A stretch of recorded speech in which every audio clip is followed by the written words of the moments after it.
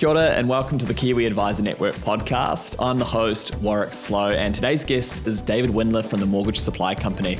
David's built up one of the biggest brands in the industry, and it's really interesting hearing about his background in sports, transitioning into mortgages, and some of the similarities that are between the two. And I think for anyone who's looking to grow a business and bring in and retain staff, there's so many good takeaways from this podcast. David's very generous with his time and his knowledge. I think you'll enjoy it. Remember, this counts towards your CPD hours, so make sure you log them in. And if you get value from this, please share it with somebody else who might enjoy it too. It really goes a long way. So enjoy this. And remember, you can always listen to this through Spotify or Apple Podcasts as well. Chuck it on when you're doing the dishes, mowing the lawns. It can be a great way to pass time. So sit back, relax, and enjoy.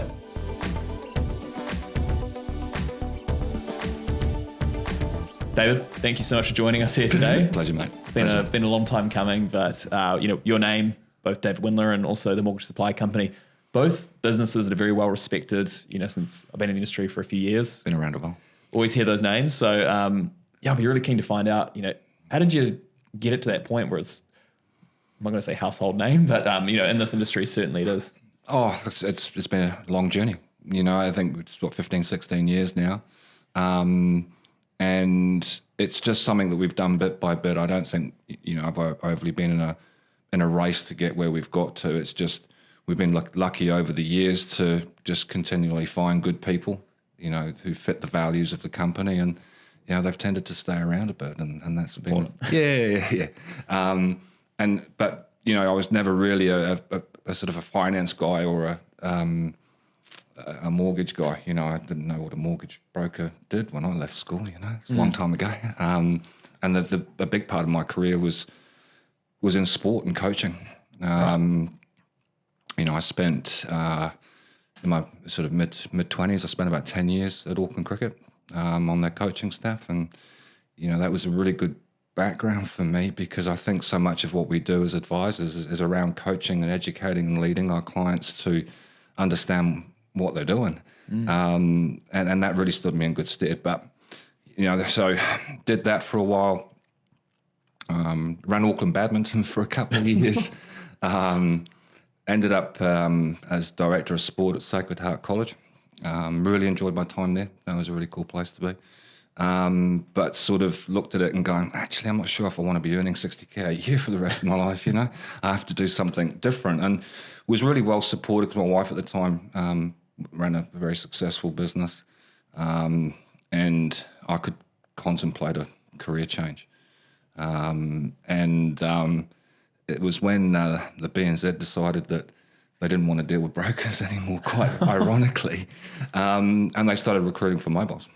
Wife saw the ad, gone, you can do that. I'm going, well, yeah, maybe, I don't know. I don't know anything about mortgages or lending, but I knew about people, and, I felt I had some transferable skills engaging with people, and gave it a crack. Still remember now the recruitment guy, when I rang, was gone, what do you do? And I told him what I did, and it's like, nah, it's not for you. I'm like, no, it is for me. I think I can do this. And I literally kept him on the phone for about 3/4 of an hour, just to get the opportunity to sit in front of him and try and get an interview. That was a test, wasn't it? Yeah, it was a wee test. Yeah, push them away and see if they come back. It's funny, we call ourselves advisors or brokers or whatever, but to be frank, we're actually salespeople.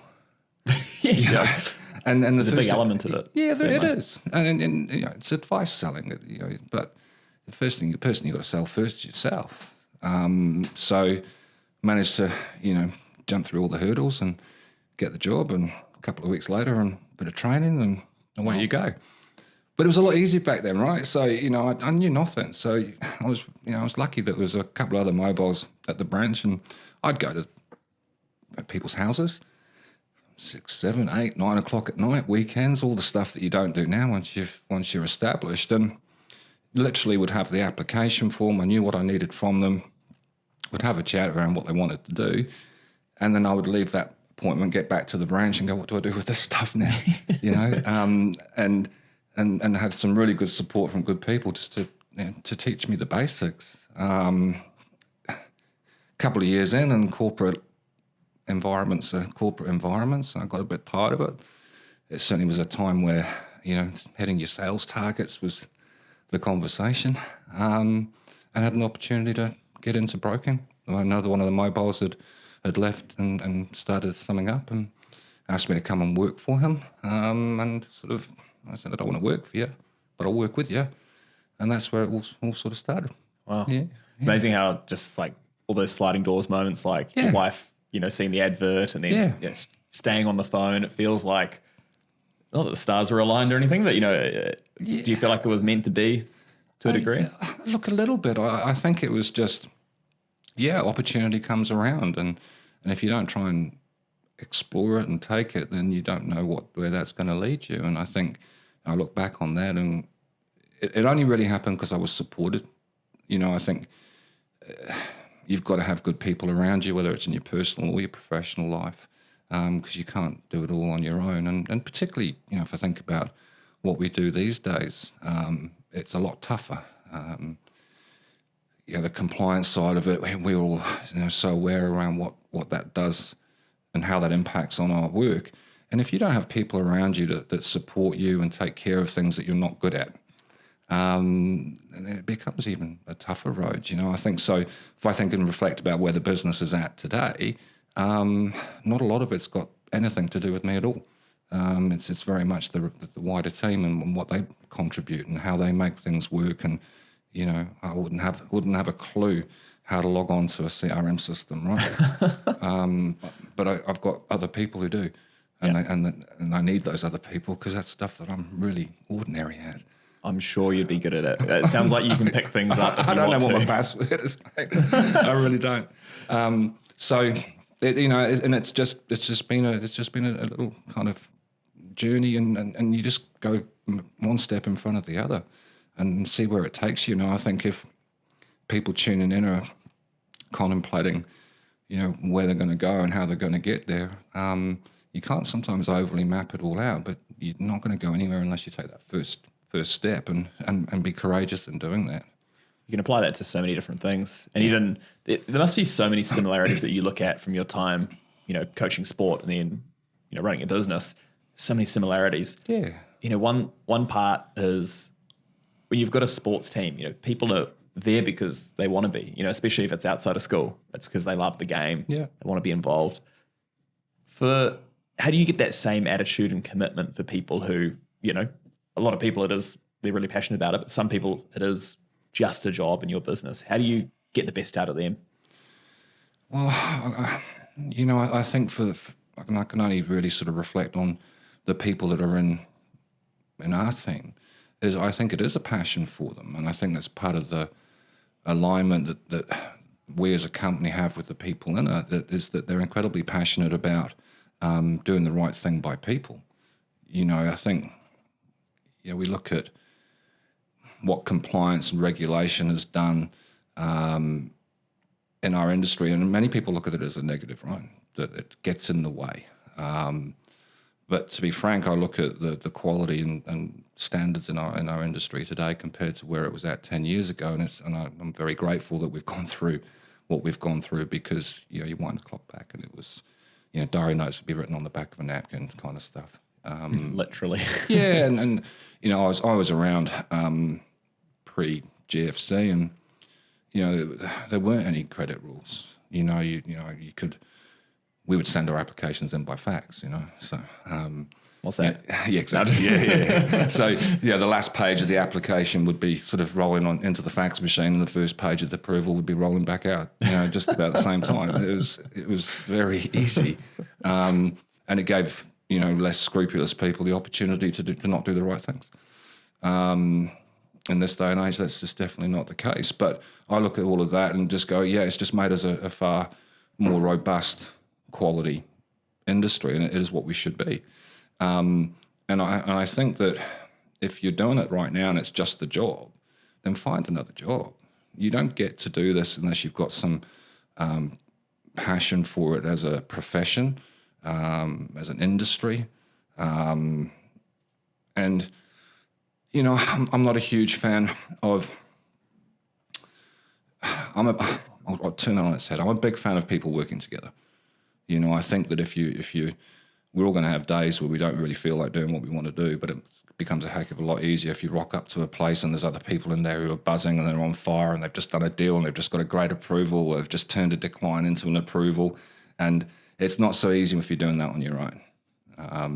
And that's where, you know, network groups, dealer groups, small business clusters work really, really well in our industry. I'm a big fan of that. Feed off each other. Oh, hugely. Because, you know, what we do is quite pressurized.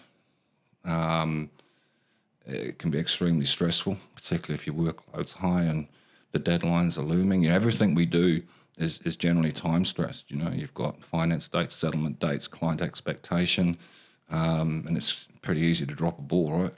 And if you've got a lot of activity going on at any one time, if you're a high volume rider, you're going to have some days where you're going to be pretty strung out. Then again, you know, I go back to that support piece, you know, having people around you that actually understand. It's very hard to go home sometimes and try and explain how your day's been. Because if you actually went through it in detail, you'd be looking for a couch to lie down on and get some therapy. You know? So, but I think the longer you do it, the less stressful it becomes. You're just busy, right? You get used to it. Yeah, you do. So like eating olives, like growing up and stand the taste. I love it. I hate olives and sprouts. So, you know, I think it is something that you've got to have a passion about if you're going to be really good at it. And if you want to, you know, be average at it, then it's just a job. Yep. Great. I love that. And how do you, growing a team is something I know a lot of businesses struggle with. How do you create a culture where people don't want to leave? Well, I think you've got to start by having your own values. I think, you know, you've got to have a set of standards that you try and operate by, know what they are, and then once you know what they are, then never compromise them. So as you look to bring people in, you know, most of the conversations I will have will not be about whether they know how to lend or not. It's really trying to understand what sort of person they are and whether they're going to fit, and the rest of that sort of stuff, you know, can be taught. We know obviously that teaching doesn't come from having your level 5 qualification, right? What are you talking about? I don't. I don't teach you shit, right? But it's that practicality of what we do. You know, having good credit skills really, really important. But that's something that can be taught. And again, I think one of the things about, you know, bringing people into the team that we've done successfully over time is they didn't need to have industry background. So they don't need to have industry background? No. Sometimes a preference that they don't, because they can be taught that stuff. But you can't really teach somebody to be good, have some values, treat other people the right way. Some basic skill sets there that are not negotiable for them. Initiative and respect. Yeah, all that good stuff, you know. And then once they're in, you just treat them right? So, you know, most of my staff now have been with me, you know, 5, 10, 15 years. And we just work well together and just mutual respect and get the job done. But I'm very blessed that I've got those people around me, for sure. Really blessed. Testament. Yeah. It's been Do you have any work sports teams? Any work sports teams? Social cricket? Play a bit of bowls, mate, actually. Bit of what, sorry? Bit of bowls. Bogs? Bowls. Bowls. Lawn bowls. bowls. Yeah, absolutely. I mean, I'm like most 50-somethings now, the body sort of breaks down a little bit, so you got to participate in something to keep you sane. So, no, we play a bit of business house bowls midweek. Oh, I love that. And that's probably what occupies my time at the weekends these days too. Yeah. It's quite fashionable for my generation too to go for bowls days. It's unfortunately it's probably the most alcoholic sport I've ever come across in my whole life. It's a big mistake, isn't it? Yeah. No, I've played a bit of footy, a bit of cricket, and at least in those sports you don't have a beer until after the game. With bowls, it's before, during, and after. We went to this bowls day at Howick, and the guy behind the bar, I don't know who he was, but I don't think he'd ever worked or poured a pint before or worked a till, and all of a sudden he had about 30, We would have put late 20, early 30s. a bit of pressure on him, mate. He was buckling. Yeah. Well, most of the time, most clubs, the members just pop behind the bar and help themselves, right? So, yeah. I had to show the guy how to work the FPOS machine and pour a pint. Brilliant.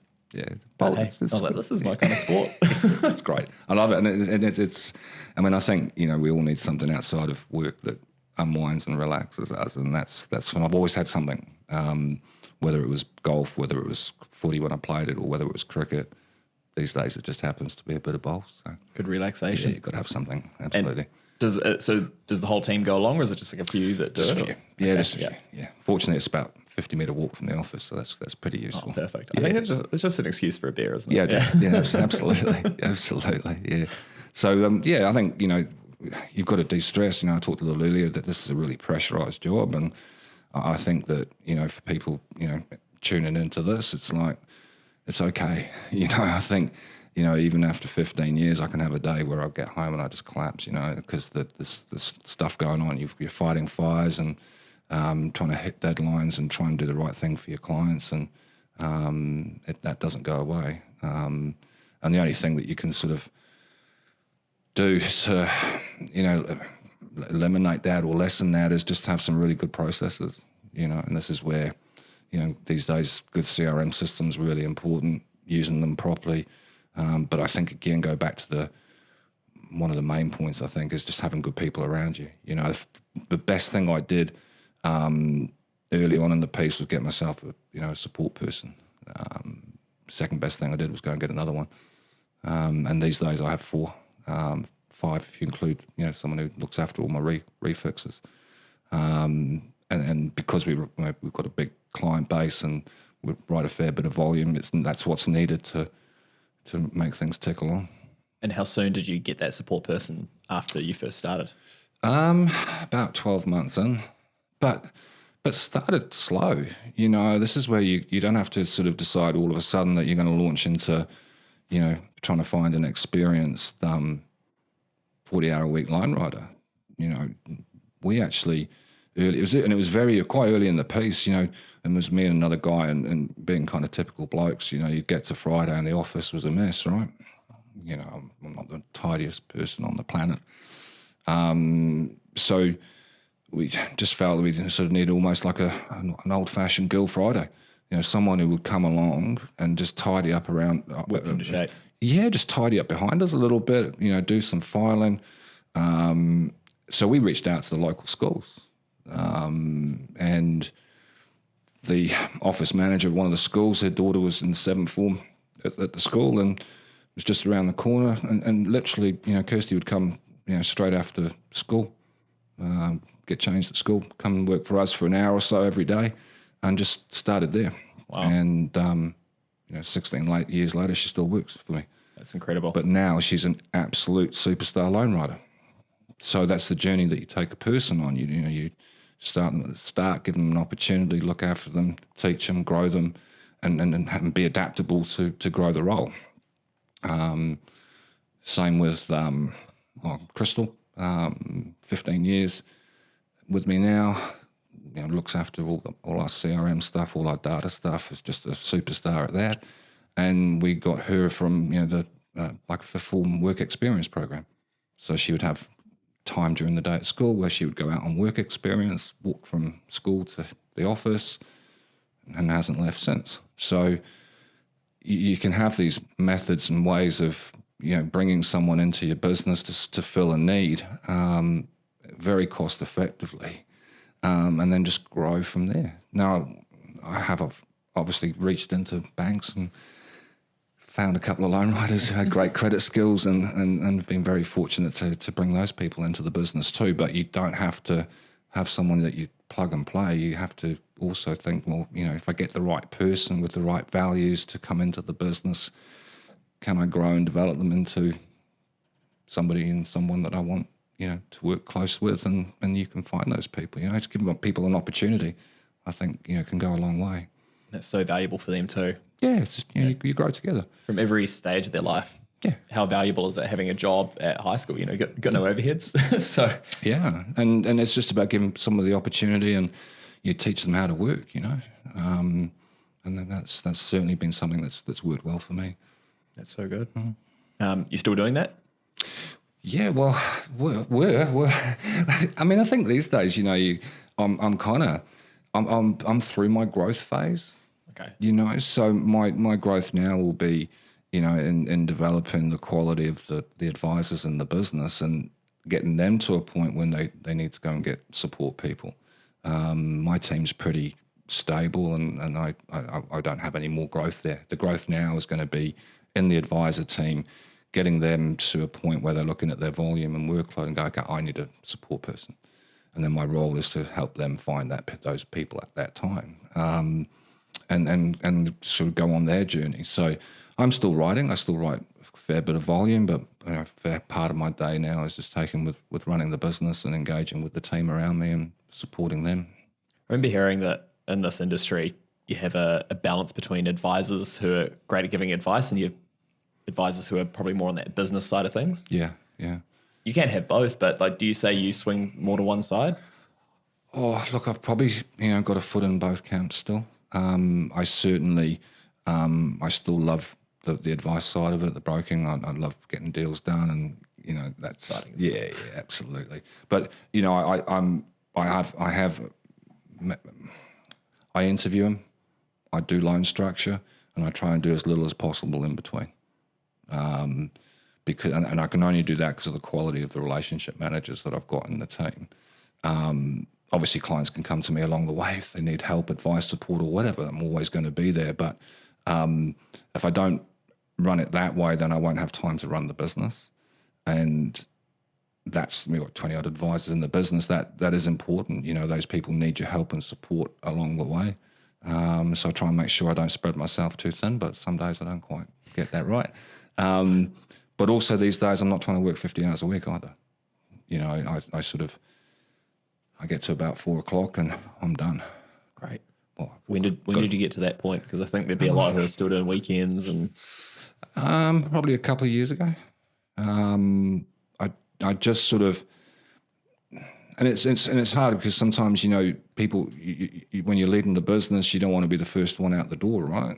I sort of had this attitude that in my business, no one should be working harder than I do.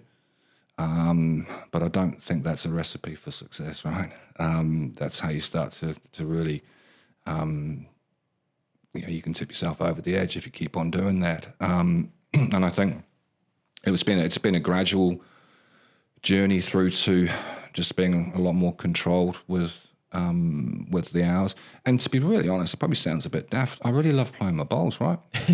So I get to about 4 o'clock and I'm gagging to get down the club and have a roll up and a glass of wine. So I do. And I get to the weekend and I go and play some bowls. So I think if you don't have something else outside of work that you really have a passion for, then this is the sort of job that can become all-consuming. And I think you really, you've got to shape your client's expectations from the get-go. So, I go back to when I was at Mobile, 17 years ago, and I would be, a lead inquiry came in. It's like, when would you like me to come and see you? And well, straight away, you've set a customer expectation that you're going to pop round to their house at 8 o'clock at night after they've had dinner and put the kids away. And these days when an inquiry comes in, most of the time it comes in by email. And it's like, when would you like to catch up by Zoom? That's the scripting that I offer. And I would say that, 99% of my appointments are done sitting at my desk and done by Zoom. And people are okay with that.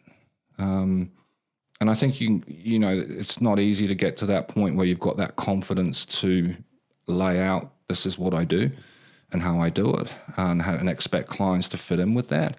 But the sooner you can get to that point, the better. Because that's how you manage your time. So much more efficient. Oh, hugely. Yeah, absolutely. So, and that's what allows me to do what I need to do. If I don't control that, then I'm back to working 50, 60 hours a week, and I don't want to go there anymore. Do you reckon that's the trick? Is that, you said a couple of years ago that probably lines up with COVID. Yeah. Is that where the extra... One of the best things that happened. It really is. I mean, because all of a sudden it just became normal for you to meet by Zoom because you couldn't meet face to face. And I thought, this is great. This is really cool. And so I just carried on. So I think, in the last, if I think about the last month, I think I've just had one face-to-face meeting with a client through that period. I feel special. I even drove here to see you, mate. It's that doesn't happen very often. But yeah, you can control the narrative, And I think that, COVID's was an interesting time, right? I think one of the things, obviously for most advisors, it was, record year. I think the danger with that is that people are comparing, year on year financial performance. Well, I think you've got to remove 2 years out of your head. And what I'm doing right now in terms of looking at what I do is I'm comparing my numbers with 2 years ago, 2 years back, 2.5 years back. COVID was just such an anomaly. And if you look at your thing, oh gosh, my volumes have dropped. Well, they haven't. You've just got to remove that anomaly and go, actually, I'm going all right. How do you measure success when you have my brain's anomalies? Well, it's Friday. Yeah. Look, I think people have got to measure success in their own way. I think about conversations that I have with people in the team. It's not for me to put benchmarks of success onto them. They've got to look at it and go, well, this is what I'm trying to do. This is what I need to get out of it. This is where my work-life balance needs to sit. I remember one advisor in the team we were talking around, okay, we've done this much this year, what are we going to do next year? And the straight answer coming back was, I just want to do the same. Now, for most people, that's not progression, right? You want to improve year on year. You want to keep on getting better. But she just had an incredibly good year. And repeating the dose for her was all about, well, I actually need to spend time with kids. That there are things in my life that I need to commit time to. And if I look to drive better or stronger business performances, that's probably going to put pressure on that. And so everyone's different. And I think if you go about measuring success based on other people's parameters, then you're not looking at it in the right way. And I think if you're looking at one of the beauties of our industry, and I think it's why it's attractive for many people, it is just so flexible. So it doesn't, you can ebb and flow with what's going on, right? So I encourage my guys to take a look at, okay, what are your minimums? What is it that you need to do to put food on the table, right? Well, that's your not negotiable. Because I think, we all have to contribute to our household, whether you're on your own or part of a family, you've got to do your bit, right? So that becomes your not negotiable. And then it's all about measuring, okay, how much more over and above that do you need to do? Because if you start from where your not negotiable is, then loan volumes then don't seem so daunting. You figure out, actually, I only need to do 2 mil a month, or I only need to do 3 mil a month. Well, and once you start going beyond that, you're on rock star income. And we're incredibly well paid for what we do. I don't think we always appreciate that either. It removes that pressure as well. I think people can see through any type of desperate advisor or any type of sales or service type role. You can tell straight away that. Absolutely. If you have the comfort knowing, like, well, actually, I only need to do this, you'll find that the results will probably work in your favor anyway. Yeah, look, and I've always sort of tried to find different benchmarks. And I know, I love measurement by volume, right? So I remember when I was a mobile at the BNZ, once a month, they'd send out a spreadsheet with everybody's numbers. And they had the big list of all the mobiles, and they had the rookie list. You were a rookie for the first couple of years when you're at a mobile. So there was a separate leaderboard, if you like. Well, I love being on top of that, right? The rookie board. Yeah, I loved it.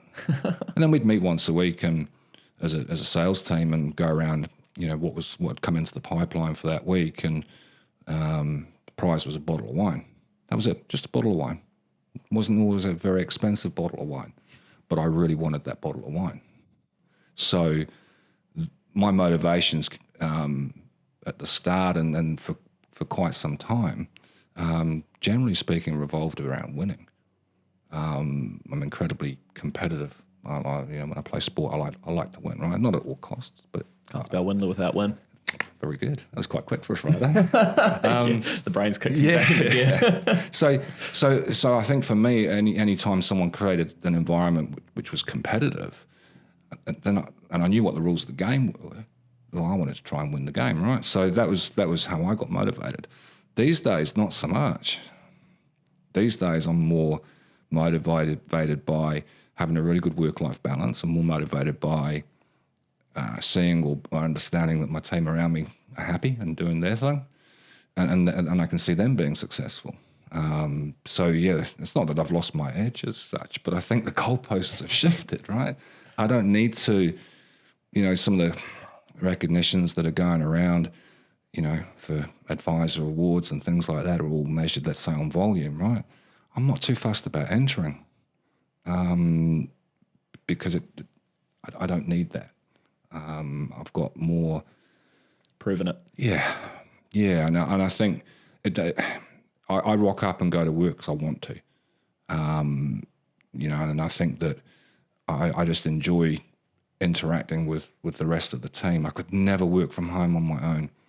It would just drive me nuts. That was the hardest thing in lockdown, was sort of being at home. But the good thing, and again, with Zoom, is we connected as a business just about every day in some way. It didn't always have to be serious either. So we would get on and do some cool stuff. We found some fun games as well. Yeah, and it was also connecting with my friend network, and who mainly were the guys from the bowls club. So quiz nights and racing days and bingo. I'm a very good bingo caller. Oh, yeah. We need to do more industry nights as a whole, where advisors get together and it's less about absolutely talking shop and more about just having fun. Well, you don't have to meet up just to get CPD points, right? No. There's other things you can get up to and enjoy each other's company, and as an industry, there's not too many vehicles for that, really. And I don't know, mate. You could spend half your time trying to satisfy everyone's requirement for assessment and regulation and compliance, CBD, right? And it gets in the way of dealing with people sometimes. I find that a bit frustrating. Okay. That constantly we're in an environment, and it's not just about us as an industry, it's probably life in general maybe, and that we're always catering to the lowest common denominator, right? That we've got measures and put in place to keep people safe because they're stupid. And I don't get that. I'm watching a bit of Jeremy Clarkson at the moment. Oh, yeah. I'm watching that farm one he's doing on Netflix. I've heard that's quite good. It is real good, but I'm sort of starting to sound like him a bit. Yeah. All right, moving on. No. Yeah, no, I think that's life in general, though, isn't it? Yeah. It's just, and I find that frustrating from time to time. But and if I bring it back to what we do in our industry, well, you kind of got to do it. You just got to do what you got to do. And I think it's just about finding ways of doing it that actually you don't object to, because actually it is adding value to your business. You look at what is put on us from a compliance perspective. Well, if you actually look at it and bring it into your business in a positive way, you can actually use it to add some value to your client relationships. So that's just the biggest challenge that you have, is to make sure it doesn't get in the way of client relationships, that it's an enhancement, not an obstruction. Totally agree. It's the absolute core of it. It's good customer outcomes. Yep. The problem is that because it's like the legislation is not black and white, it's left up to whoever's interpreting it. Yeah. Whoever's giving you your compliance advice, that's who you're at mercy to. Yeah. So I think as long as you're going for good customer outcomes and you're evidencing it, I can't see you going too far. Yeah, and I've probably over time got my head around it. I would have been an early objector, right? I don't need to do that.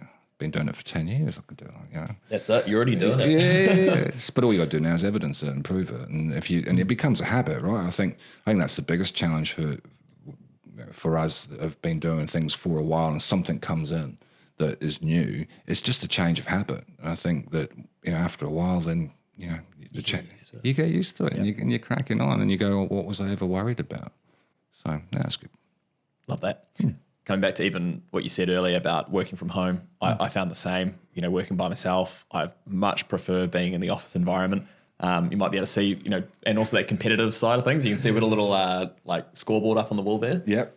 So when we have a new FAP join us, We get to shoot a little paper ball at the bin.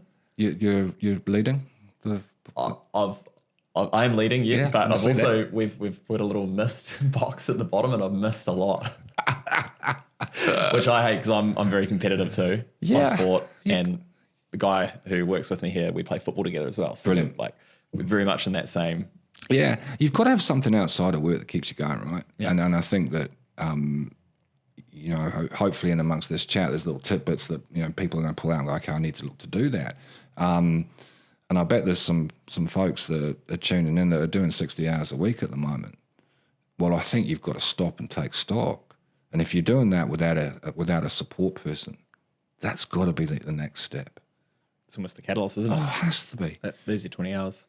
Well, I think that if you're smashing out 60 hours a week and you look at your volume and you're doing 3-4 mil a month or whatever it might be, there's got to be some room in that income to pay out something to somebody else, right? And it's just having that leap of faith to do it. I think one of the biggest decisions you got to make is what sort of support person you want first. And, How do you decide that? depends on what your skill set is. I think the first addition to any team is not a lone rider, but an admin person.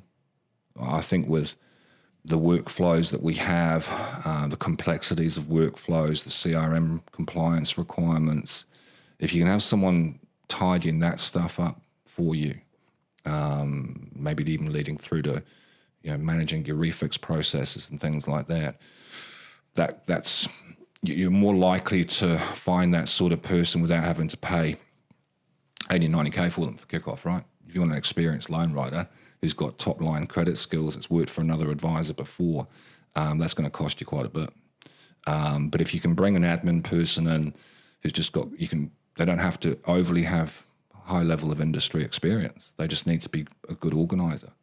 That takes enough off your plate that if all you've got to do is write up the diary note and do the servicing calc, then that's the goal. Yeah, that's got to be the first step for me. And then sometimes that person, who's got those admin skills, as they start to sit in your business for a while, be exposed to what you do and how you do it, well, all of a sudden they start to get the ability to actually probably put together a deal.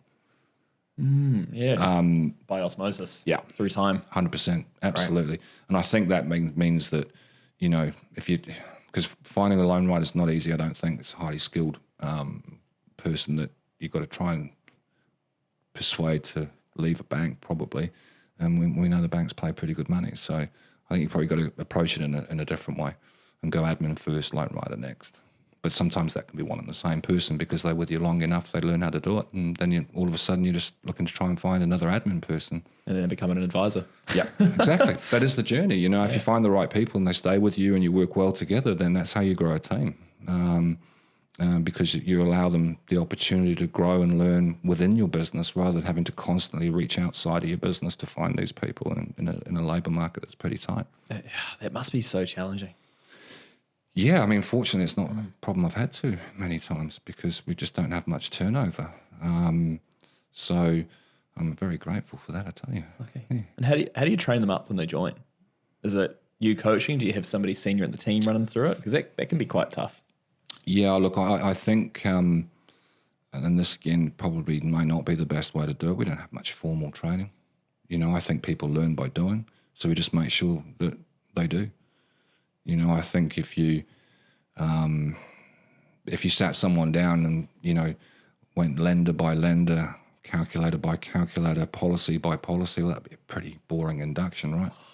You wouldn't take any minute. You'd take in the first 5 minutes and then it would start washing over. Yeah. And I think, so I've always believed people learn by doing, right? And you can only take so much of it on board at any one given time. So it's about getting a lead opportunity and looking at the client circumstances, go, okay, we know this one's going to go to ANZ, right? So let's look at why are we sending it here? What's the difference in policy between these operators that means we've got to send it in this direction? And then you start, putting the deal together. And the person, I think for me, it's about learning in almost a circumstantial way, and you get them to build up almost a scenario database. That given this set of circumstances and this set of numbers and this sort of way this income's coming in and this sort of security, they start to understand immediately down the track that it's always going to go down that pathway. So it's about learning from a client perspective, a scenario perspective. Given these set of circumstances, 9 times out of 10, this is the best solution. And that's how we probably have done it. And those staff, they probably learn a lot quicker because if they're coming into your business doing considerable volume because of the amount of advice you got. Yeah. I feel like they'd learn so much quicker than just doing it. Yeah, definitely. Like I've got a fledgling advisor in the team down in Nelson who's come on board in almost a bit of a hybrid role. So she contracts as a loan writer to me for 20 hours a week, and the other 20 hours a week she's doing her own stuff, as well as being a mum to a couple of young kids. Okay, so being a contractor, those hours are flexible, but she's learning at twice the speed. Because outside of starting to write her own deals, she's writing deals for me, and generally speaking, I don't do the easy stuff. A lot of my stuff can be complex. All right. So you're only going to learn relative to the amount of opportunity and scenario and clients that you have. And if you're operating on your own and you're just starting out, well, they're few and far between. So you don't get to be as good as you could be in the same amount of time. So that's working really, really well. I can tell already that this person's learning curve is really steep. She's going real well. And then those experiences, then she can then drag across to her own clients because she's seen it before. She's picked it up. Yeah. It's such a good environment to learn in. Yeah, it works really well. And it just, over time, all we'll do is, she'll keep on increasing her own hours and decreasing mine, and then I'll go and find somebody else and do the same thing. So that's actually a really good way of, I think, entering industry. And also for businesses, again, it's also a good way to create a win-win. You get the opportunity to bring a new advisor in, but you're not totally leaving them to their own devices. You're underpinning them with some baseline income, which I think everyone needs to some degree. Especially when you're starting out, it can be quite useful. And more importantly, you're accelerating their timeline to becoming an advisor in their own right. And that's an option I think that can work really well. So do you think the salary model for an advisor versus the commission split model when they come into business, how do you weigh those up? Well, I think from a business owner's perspective, all you're doing is plugging an overhead into your business that may or may not break even. I think that I've never done it. And I think it probably limits your opportunity because if you're going to market looking for advisors and if you've got a commission-only offering, it's a pretty big leap of faith for somebody to leave a job because, again, everyone's got their own basic needs that need to be taken minimum care of. threshold we talked about. Yeah. And so then it's all about timing, right? So for me, the timing when I first started was really good because I was one of 2 people financially contributing to a household. And if I didn't earn anything for 6 months, it didn't matter. So I could make that leap of faith. So it's got to be what's right for the business first and foremost. I think sometimes, we start to, the tail can wag the dog a little bit and you can try and do things for your business in terms of going, okay, I'm going to try and put a salary plus commission model together. Well, it's not right for the business. If it's not right for the business, don't do it. You've obviously got to have strong cash flows elsewhere to sort of take someone else on board on that basis. I've always preferred the commission-only model because I think for the right people at the right time is what works best. And like you said, if you bring somebody into a loan writer or a support role initially, yep, you can almost half-half hybrid and support them that way. Yeah, and that's what works for me because I've got cash flow flexibility, which means I can plug an overhead in without almost necessarily needing it. I can bring someone into my loan writing team and give them enough work to get the learning experience moving, but always on the basis that after about 12 months they're out because they've made it on their own. So that can work pretty well. So apart from spending more time playing bowls, what do you see next for the business? I know your son Jack's involved now. Yeah, so he left school and picked up a role eventually at TSB. Did a good couple of years there, and And again, I didn't really want to come into the business for a while. It's the technique that the BNZ person used on you. Yeah, a little bit. Yeah, actually. You don't want this. Yeah, you don't want but this. it was. Look, I think a little bit was on the basis that I believe he's a good operator, and I wasn't sure that coming into my business too early was the right thing, because I didn't think he knew or how far he could go at TSB, because it's a big organisation, you go a long way. And I think in a small business, I felt that perhaps it would have set a bit of a lower ceiling for him, But as what can happen in those organisations, there were some sort of changes in management just above him, and all of a sudden a few things were starting to get roadblocked. So the time was right for him to sort of come out of that environment. So he worked for me on a salary basis as a loan writer for a wee while, and now he's operating, in his own right as an advisor, and whatever success he has, I've got nothing to do with, which is cool.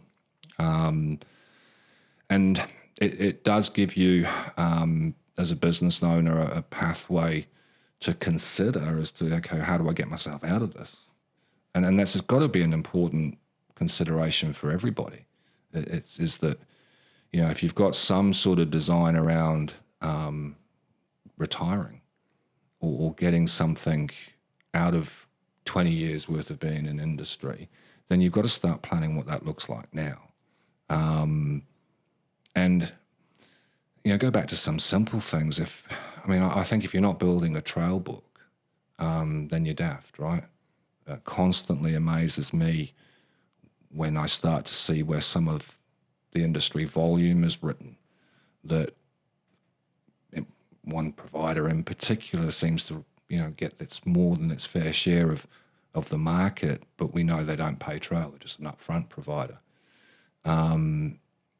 And I think the biggest thing around that is not so much, and then assume a level playing field, right? The client circumstances mean that you can place the deal anywhere. I can't see why you would place a client with a provider that when that fixed rate comes up for renewal, you're going to get paid $150 for all that you've got to do. That it makes sense to me to place them with a provider that's going to pay you a fee for service that is relevant to the amount of work that you will do for that client on an annual, biannual basis or an ongoing basis for the life of that loan. It just makes sense to me that you do that. I do wonder with the additional work required with new legislation, if that model will change. Well, I think it should. I think if banks are going to actually remunerate, and we know that remuneration hasn't overly changed, but it's grown organically because of the increase in loan size, right? So, I was looking through some old financials from quite many moons ago, and I'm thinking, geez, a few things have changed. And it's purely because the volume is increased Property naturally. Increase, yeah. But the one we've been paid $150 for a refix for as long as I can remember. But the work that goes into making that happen is 10 times greater than it used to be, and quite often can involve actually paying an employee, so that $150 probably actually loses you money if you start looking at it in the cold light of day, and if you're doing the job properly. So I think for lenders that's something to really consider. But and particularly, I can think of one lender doesn't even pay you that, right? Yeah, right. So, which is just crazy. So I think in the last 5 years, I've probably put a fair bit of attention on growing the book, because in the end, particularly if you're working on your own, that is the only asset you've got. That is the only asset that you've got. So putting some attention on making that as valuable as you can is really, really important, because it's the only thing you can sell. Well, you're probably a bit more fortunate than others. You've got a brand which is substantially more well-known than others. Like I'd say a lot of the time advisors, the brand is them. Yeah, and that I think's, part of the risk of the business model that person's undertaken, because that's it. If they leave that's it.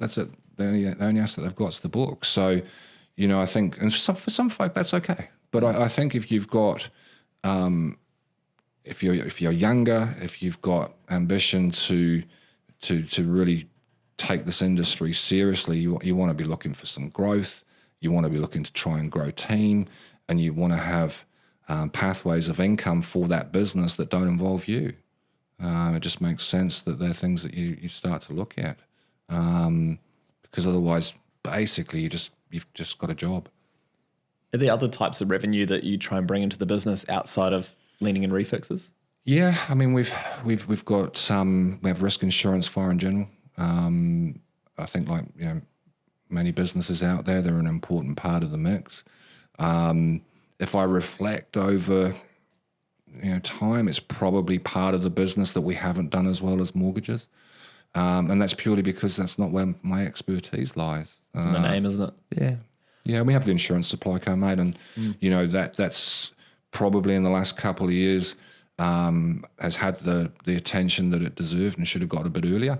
And I think if I sort of cast my sort of eyes forward 10 years, I think that it will play catch up and will be a bit more rounded a proposition than it is today, but it's going in the right direction. Great. And I think also that you start thinking, okay, when am I going to hang? I don't think I hang my boots up for a long time, but I'll just do different things and I'll do less of it. Because I think there's people in the business, some senior advisors, some of my senior staff who've been there a long time. Jackie, throw him in the mixer as well. There's some really good people that could pick up and run with this thing if I'm not around, and that's a good thing. It's exciting. Yeah, I don't think I'd ever sell it, mate. I think that's where for me it's about creating something that can keep on paying me. As long as I've still got my advisor ticket, right, and as long as I've still got relevance to the team, and I think that's why I still am on the tools, because quite a lot of the support you give advisors in the business is around a deal. Something's stuck, can't get this across the line, this client circumstances or whatever, and if you're not on the tools, you can lose relevance to giving that person you don't that know the solution. answer to it. Yeah, exactly. There's no point talking to me. I haven't done a deal all year, but I'm on the tools still, so I can still provide those answers. And I think that's where that trail book becomes absolutely critical, because if you don't have your ticket, you don't get the trail, right? So I can be 65, 70, 75 and still be earning great coin because of what my trail revenue is. It's so important. Reflecting on saying insurance is something you wish you'd done better earlier. Now you're at a good state. Are there any other little things you wish you'd maybe worked better on, in hindsight, of course, that maybe would be relevant for a business today? Yeah, look, I think you go on a journey of this nature. You're never going to get it right all of the time, right? And probably there's been occasions where I've done things with other people that probably shouldn't have done, in terms of partnerships and things like that, right? They don't always work out for whatever reason. It's not always about the people either. It can be about me. And then sometimes it just doesn't quite work. And I think that if I was to sort of reflect on that and have some hindsight on some things, I think firstly, if you're going to do anything with other people, then just make sure that you're really clear around the decision making, have some good arrangements in play, and sort of think twice before you even think about doing it. But on the flip side, if you don't enter into some of those arrangements, you miss out because you can't do everything. And a big part of where we're at today is, to be fair, probably the relationship that Dave Hart and I have. That we work really, really well together. Because the mortgage supply company isn't just about me. Hardy's been in it for some time now and runs a really good team down in Tauranga, but he and I run head office, if you like, together. And that's a synergy that works really, really well. So just pick your partners wisely, I think, is probably something that I'd certainly throw out there. It's almost the same for your business and staff. I feel like just get the right people and can't go too far wrong. Yeah, definitely. Look, and I think collaboration is really important to consider. You know, if because I really do believe that you can do so much more together. And I think as an industry, you know, we've almost got quite a bit of fragmentation going on.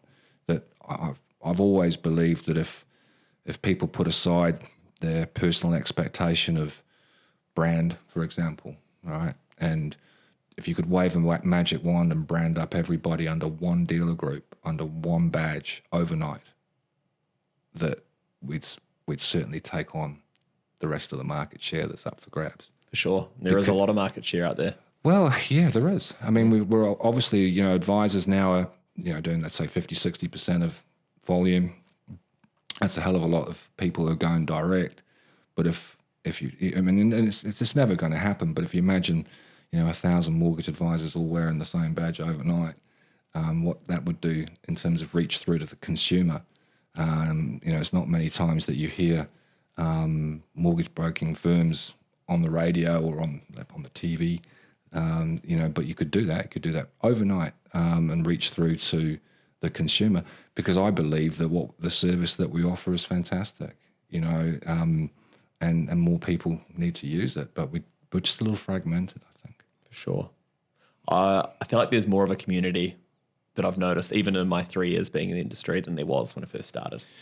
Yeah, look, I think that, you know, most advisors know that they're not competing against other advisors, that there's enough to go around, and you don't have to worry about, you know, the mortgage broker up the road and things like that. You just got to look after your own stuff and your own nest and your own clients, and that there's not a threat. You're not a threat.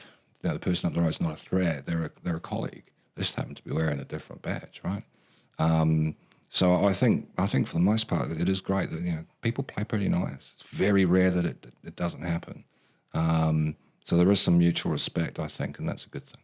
So how could we get 1,000 advisors together? I don't know, mate. I don't know. That's just me wishful thinking, right? But I just think that what a proposition that would be to the community, to the consumer. You know, I think that a lot of the group offerings are, you know, almost encourage the one-man band, right? And I know that there are many solo operators out there who are amazing at what they do. I just think it's a better proposition if we've got businesses that coagulate and join forces. Even if brokers, like, I'm just thinking, you know, off the cuff a little bit, you know, half a dozen people who ordinarily work from home decide, okay, let's do some shared offices, almost like a cooperative. Yeah, I've invited a lot of advisors. I said, if you're on your own, you want to come work in the space, come work in our office. Yeah. Well, it's you know, the best days at our office is when, you know, half a dozen of the guys are in there and they're all on the phone talking to assessors, talking to clients, workshopping deals. It's buzzing. It is, and it's so much better for everybody when that's going on, because people are learning quicker. Especially like if you think of, you know, these days with the different, you know, with rates, and so we've had some weeks where you just do not know what is a good rate offer. Well, you know, kind of within our team, we know pretty darn quick because we're bouncing it off each other all the time. So I think, you know, that collaboration piece is something I'd really encourage people to think about. You know, if you're working on your own and you know 3 or 4 people, you know, in your area or in your group that are good and you could work with them, you don't necessarily, although I'm going against what I said about badging up together, right? You don't have to operate under the same brand. You just have to, you know, share some space and collaborate. Everyone will be better for it. Everyone will become a better operator. Big ocean. Yeah. I think I've used this analogy before on the podcast, but it was one where, you know, like the Turkish rug sale. It's like, oh, you go to a market and there's like one rug salesperson. They don't do a good job because, you know, there's only one there. But if you combine and have loads of them there together, then it becomes a destination. People want to look out for it and seek that. Yeah, look, I think it's certainly as a business model one that you could have a look at, and without necessarily compromising what you've already got.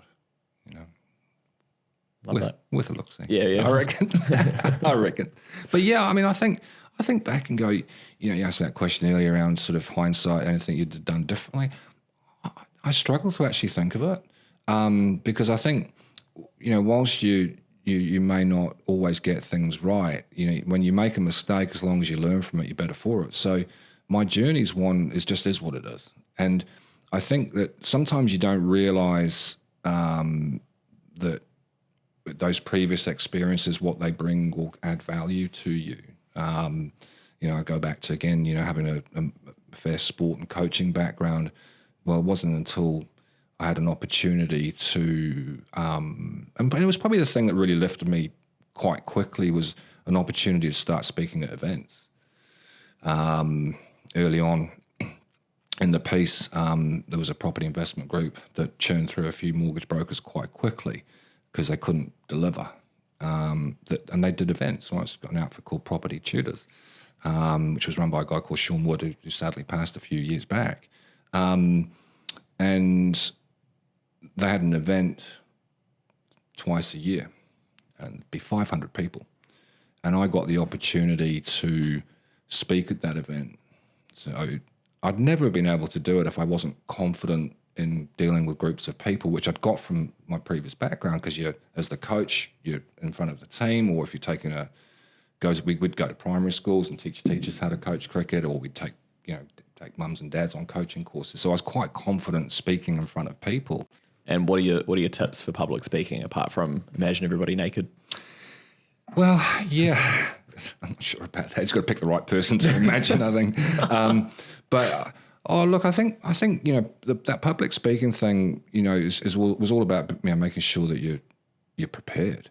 I managed to find a way of speaking to a room of 500 people that didn't exclude anybody in the room. So a lot of the methodology was around, encouraging people to contemplate that they had the ability to do something, but it was going to be different for different people, and that it was sort of laying out what the solutions looked like. I think if you're going to speak on mortgages, that you just obviously first and foremost you've got to know your stuff. I was speaking to investors, so it was very investor-driven content, and it was just about putting yourself up there as going, okay, these are where the solutions lie, and I'm the person that can deliver them to you, and encouraging the engagement piece. Let's have a look. You don't know until you ask, and just encouraging people to engage, so that the very least that you could do, and it's probably, I think, our bottom line promise. The least that we can do is let people know where they stand. And that's got to be a good thing. Half the people we're engaging with don't know if they can or can't do something. And a big part of what we do is let them understand what they can do. And if they can't do it now, is get them to understand, what it's going to take for them to be able to do it in the future. Give them a journey to follow. So, it's something I've really enjoyed over the years and was never sort of daunted by it at all. But it was probably the thing that gave me the biggest leg up in terms of starting to write some serious volume, was that engagement with large groups of people who wanted to borrow money because they wanted to invest in property, and they saw me as the sort of the key to that. Well, yeah, it was good. It was useful. Written a book yet? No, never will. No. It'd be boring. Okay. It'd be boring. It'd be chapter 10, how to play bowls. No. Yeah, look, I don't know. People always say that everyone should have a book in them, but you got a book in you? I think so. Yeah. Don't know what it's about yet, but I've got one in me. You're only a few chapters in. I'm way from what. That's it. Yeah. I don't know. I don't know. I actually have thought from time to time around, what would it look like to sort of dump some of this stuff into, let's say, a book that lays out or helps. But I just don't see if I'm probably stumbling for a few words here. I don't know if anyone would read it. Right? That's kind of how I look. I don't know. I'll see it in the bargain bin for $5 after a couple of months. It'll break my heart. I think if it comes back to those initial principles that you mentioned earlier, if it's giving value. Yeah, look, I think what we do is pretty simple, right?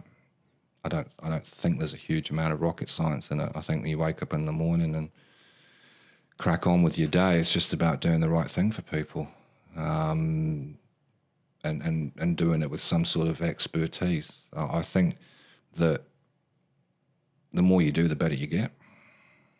I think that the more experiences, for them, this is maybe reaching out to newer brokers who might be tuning in, is that the more you do, the better you get, right? So if you take that on board, then what you've got to try and find a way of doing is to give yourself more experiences quicker.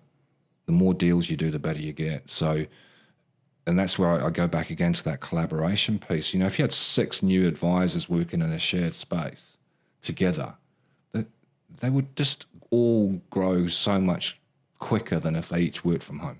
It's like everything, if you surround yourself with people who are successful or wanting to be successful, and you're in your friends group around my age, I feel like everybody wants to buy a home. So everyone's getting into their own property, start wanting to get married, that type of thing. Everybody wants to stay together and you don't be left behind. So you can use the business sense. you just grow together. I think that's certainly something I'd really encourage people to think about doing. That on an ongoing basis, I think over the years all I've done is kept it pretty simple and just worked pretty hard and just tried to continually always do the right thing for the person that I was dealing with. And it is about being client-centric. I think sometimes we don't listen to the telltale indicators from a client as to what they really want.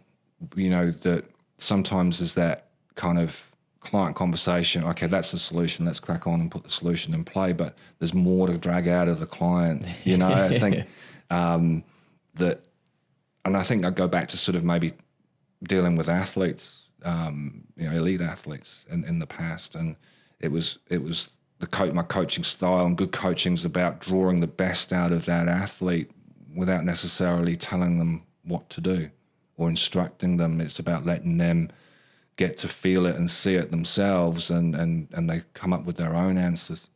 So when I ask a lot of questions when I'm dealing with my client, and I'm sure a lot of people out there do too, is that, especially when it comes around to loan structure time, right? Have you thought about it yourself yet? Well, no. Well, why not? This is your loan. It's not my loan. It's your loan. So what are the important things here? And trying to drag them to a solution rather than providing it on a plate. This is what I think you should do. And I think that's a far better way to lead a client through to a solution about what they need, is for it basically to come from them. And also when rates inevitably go up, they don't come back to you going, what the hell? That also helps too, mate. That also helps. I love that. Yeah, but you want to say something? Yeah, no, it's just about staying client-centric, mate. I think, it's really important we do, Warwick. And I think too many times, particularly once you start getting good at it, you just go, here, the situation, this is what I think you should do. What do you think, client? Client goes, yes, and off you go. Well, don't give them a chance to actually say no or debate what the options are. And I think that's just a really important part of what we do is leading and educating the client through to good financial understanding of their situation. And it's quite empowering. Empower your clients, really important. Love that. David, you're a man of a lot of wealth of experience, so I've really enjoyed having you on the podcast. It's been a pleasure, mate. Hopefully some people have got a little out of that. I think there's definitely a lot in there for people, and it was a pleasure having you as a guest, so thanks so much for your time. Thank you, buddy. Appreciate it. Thank you, mate.